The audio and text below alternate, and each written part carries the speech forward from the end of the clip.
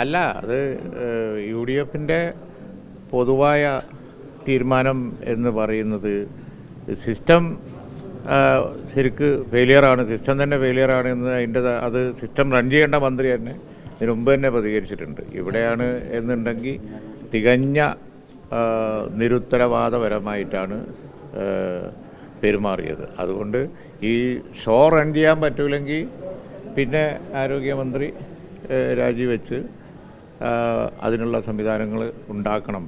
അല്ലാതെ ജനങ്ങളുടെ ജീവനും അതുപോലെ തന്നെ അവരുടെ ബാക്കി ചികിത്സയും ഒക്കെ അപകടത്തിലായ ഇന്നത്തെ സ്ഥിതി തുടരാൻ പറ്റൂല എന്നുള്ളത് തന്നെയാണ് യു ഡി എഫിൻ്റെ അഭിപ്രായം.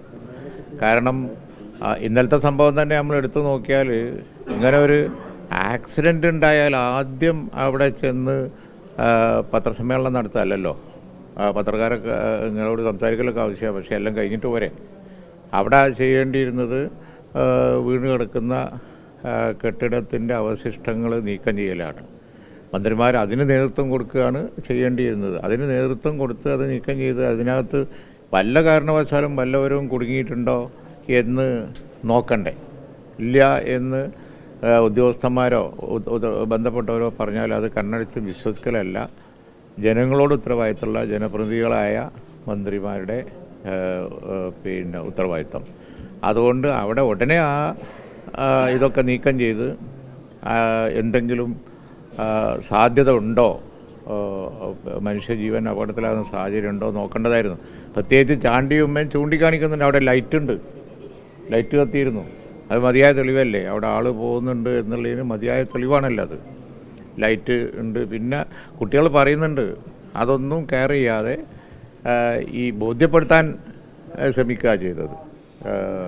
ആരോഗ്യ മന്ത്രി ചെയ്തത് ആ ഉത്തരവാദിത്തം ഏറ്റെടുക്കാതെ ബോധ്യപ്പെടുത്താൻ ശ്രമിക്കുകയാണ്. നിരന്തരം സംസാരിച്ചുകൊണ്ടിരുന്നു അവർ. ഇത് ഉപേക്ഷിച്ച ബിൽഡിങ്ങാണ്, യാതൊരു കുഴപ്പമില്ല, നിസ്സാര പരിക്കേ ഉള്ളൂ, എല്ലാം ഓക്കെയാണ് എന്നും പറഞ്ഞ് പോയി.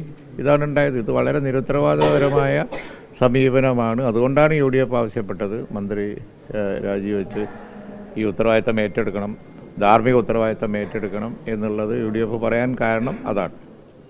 പിന്നെ ആരോഗ്യ വകുപ്പ് വാസ്തവത്തിൽ കേരളത്തെ ഇതുവരെ ഉണ്ടായിരുന്ന നമ്മൾ പതിറ്റാണ്ടുകളായി നേടിയ നേട്ടത്തിൽ നിന്ന് പുറകോട്ട് കൊണ്ടുപോവുക. സ്റ്റേറ്റ് ഇപ്പോൾ സഞ്ചരിച്ചുകൊണ്ടിരിക്കുന്നത് റിവേഴ്സ് ഗിയറിലാണ്. എല്ലാ ഡിപ്പാർട്ട്മെൻറ്റും ഫണ്ട് വേണ്ടത്ര കൊടുക്കാത്തത് കൊണ്ട് നിശ്ചലമായി കിടക്കുന്ന അവസ്ഥ ഉണ്ട്. ആരോഗ്യ ഡിപ്പാർട്ട്മെൻറ്റ് മാത്രമല്ല, എല്ലാ ഡിപ്പാർട്ട്മെൻറ്റിലും ഏതാ മര്യാദക്ക് നടക്കുന്നതുള്ളത്. നമ്മൾ മുമ്പ് കാണുന്ന ഈ വഴിക്കടവ് പരപ്പനങ്ങാടി റോഡ് ഇതൊരു ഉദാഹരണമാണ്. ടെൻഡർ ചെയ്ത റോഡാണ്, ഫണ്ടില്ലാത്തതുകൊണ്ട് പിന്നെ അതിന് തൊട്ടിട്ടില്ല.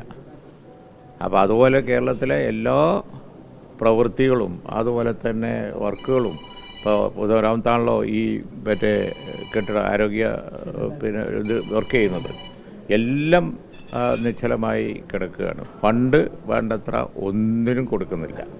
ഫണ്ട് ക്രൈസിസ് കേരളത്തിൽ എല്ലാത്തിനെയും ബാധിച്ചിരിക്കുകയാണ്. അതാണ് സത്യം. കേരളം നിശ്ചലാവസ്ഥയിലാണ്. അതാണ് സത്യത്തിൽ ഇന്ന് ഉള്ള സ്ഥിതി. ഇങ്ങനെ ഒരു സ്ഥിതി കേരളത്തിൽ ഒരിക്കലും ഉണ്ടായിട്ടില്ല. മിസ്മാനേജ്മെൻറ്റാണ് ഇതിനൊക്കെ കാരണം. ഈ രണ്ടാം പിണറായി ഗവൺമെൻറ്റിൻ്റെ കാലത്ത് വളരെ ശോചനീയമായ അവസ്ഥയാണ് കേരളത്തിലുള്ളത്. അതിനെതിരായ പ്രതികരണമായിരുന്നു വാസ്തവത്തിൽ നിലമ്പൂരൊക്കെ കണ്ടത്. ജനരോഷം വളരെ അതിൻ്റെ പാരമ്യത്തിലാണ് നിൽക്കുന്നത്. ഇന്നലത്തെ ആ ഒരു ഷോ തന്നെ കണ്ടാൽ നമുക്ക് മനസ്സിലാക്കാൻ പറ്റും ഒരു ഗവൺമെൻറ്റിൻ്റെ എഫിഷ്യൻസി എന്താണ് എന്നുള്ളത്. മന്ത്രിമാർ അപ്പോൾ അതിന് നേതൃത്വം കൊടുക്കേണ്ടതായിരുന്നു. ഓടിവാ, എന്നിട്ട് JCB കൊണ്ടുപോവാ, ഫയർ എഞ്ചിൻ കൊണ്ടുപോവാ, എന്നിട്ട് ഇത് നീക്കം ചെയ്യുക. മുമ്പൂടെ കണ്ടിട്ടില്ല ഉമ്മൻചാണ്ടി ഗവൺമെൻറ്റിൻ്റെ കാലത്തൊക്കെ. ഞങ്ങളൊക്കെ അതാ ചെയ്തിരുന്നത്. അത് ഉടനെ ചെയ്തിരുന്നെങ്കിൽ ഒരു ജീവൻ രക്ഷിക്കാമായിരുന്നു. അതുണ്ടായില്ല. അത് വളരെ ഗുരുതരമായ തെറ്റായിപ്പോയി. അതിൻ്റെ ധാർമ്മിക ഉത്തരവാദിത്തം ആരോഗ്യമന്ത്രി ഏറ്റെടുക്കുക തന്നെ വേണം. ഈ മലപ്പുറം നഗരത്തിലെ താലൂക്ക് ആശുപത്രി പോലും ഫിറ്റ്നസ് നഷ്ടമായ 1.5 വർഷം മുമ്പ് ഫിറ്റ്നസ് നഷ്ടമായ ബിൽഡിങ്ങിലാണ് പ്രവർത്തിക്കുന്നത്. അതായത് അതൊരു ഉദാഹരണമാണ്. മലപ്പുറം ഹോസ്പിറ്റൽ ഫിറ്റ്നസ് ഇല്ലാത്ത കെട്ടിടത്തിലാണ് വർക്ക് ചെയ്യുന്നത്. ഇപ്പം നിങ്ങൾക്ക് അറിയാം. അതുപോലെ എത്ര എണ്ണം ഉണ്ടാവും ആർക്കും അറിഞ്ഞൂടാ. വീട് കിടക്കുന്ന കെട്ടിടത്തിൻ്റെ ഉള്ളിൽ ആരെങ്കിലും ഉണ്ടോ എന്ന് നോക്കാൻ ഒരു ഉത്സാഹം കാണിക്കാത്തവർ. ഇനിയിപ്പോൾ എവിടെയാണ് വീഴുന്നത് എന്ന് അതിനെ തന്നെ ചോദിച്ചായിക്കോ. എഫിഷ്യൻസി തീരെ ഇല്ല. ഇപ്പോൾ ഫിറ്റ്നസ് ഇല്ലാത്ത ബിൽഡിങ്ങുകൾ വേറെയും കാണും. യു ഡി എഫ് ഇപ്പോൾ ഞങ്ങൾ അടിയന്തരമായിട്ട് UDF യോഗം വിളിച്ചിട്ടുണ്ട്. UDF ഈ വിഷയം വളരെ ഗൗരവമായി ചർച്ച ചെയ്യാണ്. ഇതൊരു ഉദാഹരണം മാത്രമാണ്. ആരോഗ്യ വകുപ്പിൻ്റെ പ്രവർത്തനം ഒരു ഉദാഹരണം മാത്രമാണ്. കാര്യങ്ങൾ വളരെ മോശമായ രീതിയിലാണ് മുന്നോട്ട് പോയിക്കൊണ്ടിരിക്കുന്നത്. വളരെ സീരിയസ് ആയിട്ട് ഞങ്ങൾ ആലോചിക്കുകയാണ്. ഫണ്ട് ഉണ്ടാക്കുകയും ജനകീയ പ്രശ്നങ്ങൾ സോൾവ് ചെയ്യാൻ ഫണ്ട് ചെലവാക്കുകയും ചെയ്യുക എന്നുള്ളൊരു ഗവൺമെൻറ്റിൻ്റെ കഴിവാണ്. ആ കഴിവ് ഈ ഗവൺമെൻറ് പ്രകടിപ്പിക്കുന്നേ ഇല്ല. ഞങ്ങൾക്കതിനൊരു ആൾട്ടർനേറ്റീവ് അജണ്ട ഉണ്ട്. ആ ആൾട്ടർനേറ്റീവ് അജണ്ട ഞങ്ങൾ അവതരിപ്പിക്കും. തദ്ദേശ സ്വയംഭരണ സ്ഥാപനങ്ങൾ ഇന്നലെ പ്രക്ഷോഭത്തിലായിരുന്നു സ്റ്റേറ്റിൽ. അവരെ ഇപ്പോൾ നമ്മൾ അധികാര വികേന്ദ്രീകരണം നടത്തുന്നതിന് യാതൊരു അർത്ഥമില്ലാതായിരിക്കുകയാണ്. ഇപ്പോൾ ഈ ഹോസ്പിറ്റലുകളിലെ ഏറ്റവും പ്രധാനപ്പെട്ട ഒരു പ്രശ്നം ഡോക്ടർമാരില്ലാത്തതും സ്റ്റാഫില്ലാത്തതുമാണ്. അതുപോലെ തന്നെ ഇന്നലെ തദ്ദേശ സ്ഥാപനങ്ങൾ സമരം ചെയ്ത ഒരു വിഷയം അവർക്ക് സ്റ്റാഫില്ല, അതുപോലെ തന്നെ ഫണ്ടില്ല, ഉള്ള അധികാരം എടുത്തു കളയുന്നു. അങ്ങനെ മൊത്തം ഫണ്ട് ഇല്ലാത്തത് കൊണ്ട് ക്രൈസിസായ സ്ഥിതിയാണ് ഇന്ന് കേരളത്തിലുള്ളത്. അതിൻ്റെ ഏറ്റവും രൂക്ഷമായ ഒരു വശമാണ് ആരോഗ്യവകുപ്പിൽ സംഭവിച്ചുകൊണ്ടിരിക്കുന്നത്. ഇത് അപകടം ചെയ്യും. മന്ത്രിയാണ് എന്ന് മെഡിക്കൽ കോളേജുകളൊക്കെ അതെ അതെ മരുന്നില്ല, പഞ്ഞില്ല, ഓപ്പറേഷൻ ഉപകരണങ്ങളില്ല. കാലിക്കറ്റ് മെഡിക്കൽ കോളേജിൻ്റെ ഇതിനു മുമ്പ് വലിയ വിഷയം വന്നതല്ലേ. മഞ്ചേരിയിൽ എന്താ സ്ഥിതി? മഞ്ചേരി മെഡിക്കൽ കോളേജ് ആക്കി എന്നല്ലേ ഉള്ളൂ. ഞങ്ങളെ സമയത്ത് ഓരോ സ്ഥലത്തും വന്ന മെഡിക്കൽ കോളേജുകൾ മുഴുവൻ ഇപ്പോൾ ആ സ്റ്റാറ്റസിന് അർഹതയില്ലാത്ത രീതിയിലായിരിക്കുകയാണ്. അപ്പോൾ ഗവൺമെൻറ് ഓരോ രംഗത്തും ഇത് തുടരാം. വിദ്യാഭ്യാസ രംഗത്ത് എന്താ ഇപ്പോൾ അഡ്മിഷൻ തുടങ്ങുകയാണ്. +2 അതുപോലത്തെ ഡിഗ്രി. മലപ്പുറം ജില്ലയിലൊക്കെ എന്താ സ്ഥിതി? കുട്ടികൾ മുഴുവൻ പുറത്തല്ലേ, +2 കോഴ്സ് കൊടുക്കൂല. ഇതാണ് സ്ഥിതി.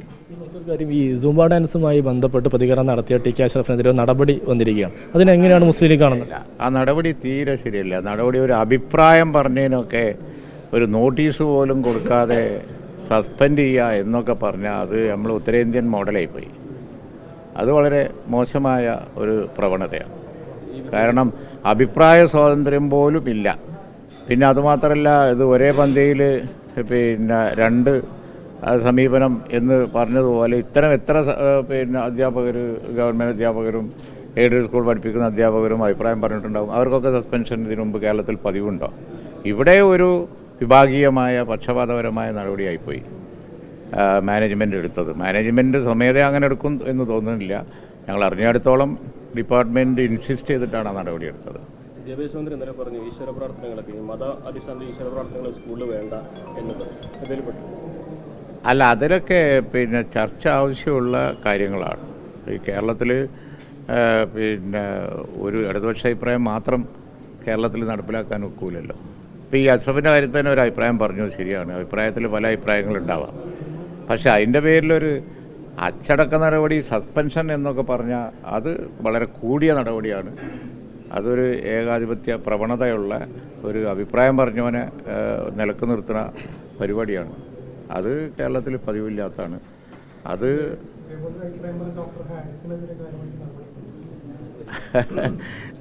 അല്ല, അത് നടപടി വേണ്ട ഒരു വിഷയമാണ് എന്ന് എനിക്ക് അഭിപ്രായമില്ല. അതുകൊണ്ട് ഞാൻ പറയും ഈ നടപടി എടുക്കാൻ പാടില്ലായിരുന്നു. ഹാരിസ് പറഞ്ഞത് വാസ്തവത്തിൽ പബ്ലിക് ഇൻട്രസ്റ്റിൽ പറഞ്ഞതാന്നുള്ളത് കേരളം ആക്സെപ്റ്റ് ചെയ്ത് കഴിഞ്ഞു. നമ്മൾ റൂളും നിയമവും മാത്രം പറഞ്ഞിരുന്നിട്ട് കാര്യമില്ല. റൂളും നിയമമൊക്കെ ജനങ്ങൾക്ക് വേണ്ടി ഉണ്ടാക്കുന്നതാണ്. അതിങ്ങനെ പൊക്കി പിടിച്ചാൽ അതൊരു ബ്രിട്ടീഷുകാരെ കാലത്തുള്ള സമീപനമായി മാറിപ്പോകും. നിയമം ഞങ്ങളൊക്കെ തന്നെയല്ലേ നിയമം ഉണ്ടാക്കുന്നത്. നിയമസഭാ സാമാജികരും പാർലമെൻറ്റ് മെമ്പർമാരും ഒക്കെയാണ് നിയമം ഉണ്ടാക്കുന്നത്. ജനങ്ങൾക്ക് വേണ്ടിയാണ്. എല്ലാ സിസ്റ്റം മെഡിക്കൽ കോളേജിൽ ഉണ്ടാക്കി വെച്ചു. പക്ഷേ ഓപ്പറേഷൻ ചെയ്യാനുള്ള സാധനം കിട്ടുന്നില്ല എന്ന് പറഞ്ഞാൽ പിന്നെ ആ നിയമം കൊണ്ട് വല്ല കാര്യമുണ്ടോ? പിന്നെ ഡോക്ടർ പ്രതികരിക്കാതിരിക്കുമോ? മനുഷ്യത്വമുള്ള ആരായാലും പ്രതികരിച്ചു പോകില്ല. അപ്പോൾ അതേ അവിടെ സംഭവിച്ചിട്ടുള്ളൂ. ഇതിനൊന്നും നടപടിയല്ല വേണ്ടത്, ഒരു ഗീവ് ആൻഡ് ടേക്ക് സമീപനമാണ് വേണ്ടത്.